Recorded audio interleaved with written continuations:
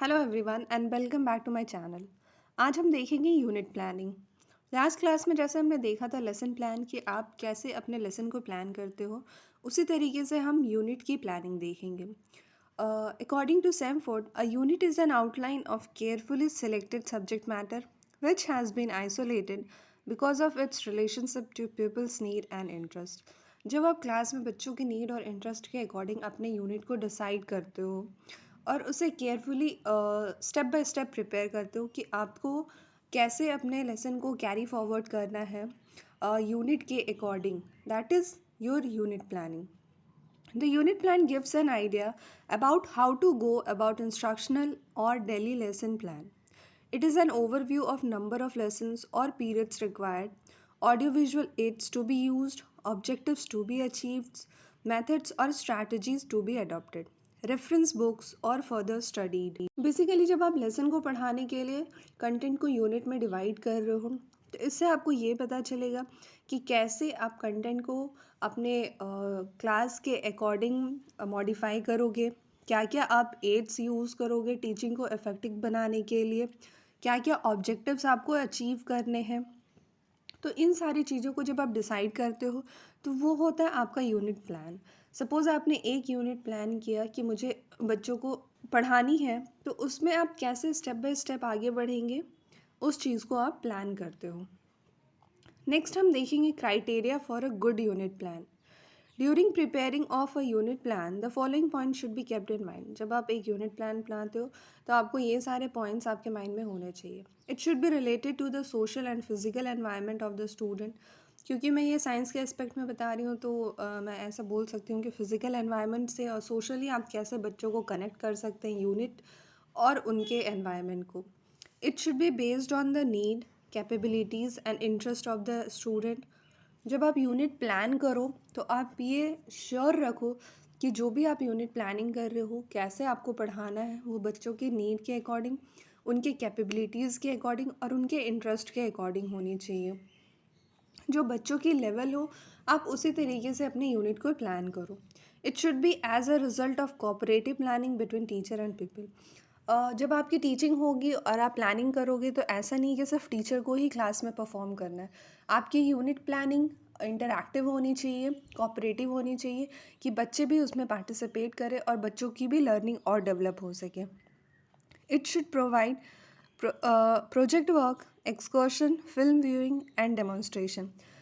सिर्फ unit planning में सिर्फ आपके लेक्चर्स नहीं होने चाहिए, इसमें आपको प्रोजेक्ट वर्क भी इंक्लूड करना है, एक्सकर्शन भी इंक्लूड करना है, ऑडियो वीडियो एड्स भी आपको यूज़ करने हैं ताकि बच्चों के लिए आपकी प्लानिंग इंटरेस्टिंग हो, बच्चे इसमें बोर फील ना करें। Student should be provided with enough time to plan, organize and work on their own. जब आप बच्चों को कुछ परफॉर्म करने के लिए बोलते हैं तो उनको प्रॉपर टाइम भी दीजिए। ऐसा नहीं कि आपने यू जस्ट सेड कि आपको ये प्रोजेक्ट बनाना है और आपने नेक्स्ट डे की टाइमिंग दे दी कि आपको कल ये बना कर लाना। बच्चों को आप एनफ टाइम देंगे। Provision should be there for evaluation and follow up. आपके प्लानिंग में इवैल्यूएशन भी इंक्लूड होनी चाहिए, ना कि सिर्फ आप बच्चों को पढ़ा रहे हैं और उनकी इवैल्यूएशन नहीं कर रहे। प्लानिंग में आपको इवैल्यूएशन भी इंक्लूड करना है। Next is your it should be flexible so as to allow the above average people to go beyond the limit of the units. जब आप अपने यूनिट को प्लान करेंगे तो सिर्फ आप उन बच्चों के अकॉर्डिंग प्लान नहीं कर सकते जो बच्चे क्लास में अच्छा परफॉर्म करते हैं, बट जो बच्चे एवरेज हैं या बिलो एवरेज हैं आप उन सबको भी लेकर अपनी यूनिट को प्लान करेंगे और कैसे आप यूनिट को और इंटरेस्टिंग बना सकते हैं बच्चों के सामने, आप इन चीज़ों का भी ध्यान रखेंगे। It should help in anticipating and satisfying the future needs of the student. और बच्चे उस यूनिट प्लान को ग्रास्प करें नॉलेज उससे, और जो कि उनके फ्यूचर को और अच्छा बना सकें। नेक्स्ट हम देखेंगे steps of unit planning. First step है हमारा content analysis. What of the unit, आप क्यों यूनिट पढ़ा रहे हैं, व्हाट क्या है उस यूनिट में, आप क्यों उस यूनिट को पढ़ाना चाहते हैं।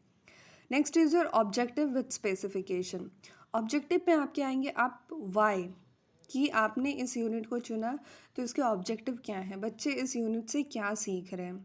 Third is your learning activities, आपने बच्चों को क्या लर्न करवाया, अभी प्रेजेंट टाइम में जब बच्चे इस यूनिट को पढ़ रहे हैं तो इस यूनिट से बच्चे ने क्या सीखा। Next is your testing procedures. आप जब यूनिट प्लान कर रहे हैं तो सिर्फ पढ़ाना और समझाना ही आपका मोटिव नहीं है। You have to evaluate your children कि जो भी आपने पढ़ाया वो बच्चों को समझ में आ रहा है। अब हम देखते हैं format of unit plan. Format जैसे कि आपके सामने है। फर्स्ट इज़ योर सब्जेक्ट, आप जो सब्जेक्ट पढ़ाना चाहते हैं वो आप लिखेंगे। नेम ऑफ द यूनिट, कौन सी यूनिट आपने सेलेक्ट करी है। नेम ऑफ द क्लास, कौन सी क्लास को आप पढ़ा रहे हैं। And date. And next is your number of classes, कितनी क्लासेस आपको लगेंगी एज अ होल यूनिट को कंप्लीट कराने के लिए। आप टेबल देख सकते हैं। कंटेंट एनालिसिस, कंटेंट एनालिसिस में आपका आएगा आपने कौन कौन से कंटेंट सिलेक्ट किए हैं एक चैप्टर से। Next is your objective with specification, क्या क्या ऑब्जेक्टिव हैं आपके इस यूनिट के, जो भी कंटेंट आपने डिसाइड किया। सपोज़ आपने मैं केमिस्ट्री का एग्जांपल लूँ तो आपने सिलेक्ट किया washing soda, baking soda, bleaching powder and cement. अब इसकी ऑब्जेक्टिव क्या होगी। Develops an awareness of various chemical compounds, जो बच्चे हैं वो डिफरेंट केमिकल कंपाउंड्स के बारे में जानेंगे। रिकॉल द फार्मूला, ये baking soda, washing soda, bleaching powder और सीमेंट के फार्मूलाज को जानेंगे। Recognize the properties of these things. तो ये मैंने आपके रेफरेंस के लिए लगा दिया है।